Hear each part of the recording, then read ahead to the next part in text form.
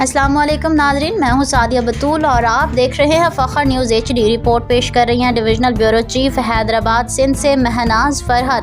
لاہور جوہر town میں دیر سے کام کرنے پر آنے کی سزا موت۔ جوہر ٹاؤن کے رہائشی شیخ انیس اور اس کی فیملی نے غریب گھرانے کے کفیل گھریلو ملازمہ کو دیر سے گھر آنے پر جان سے ہی مار دیا۔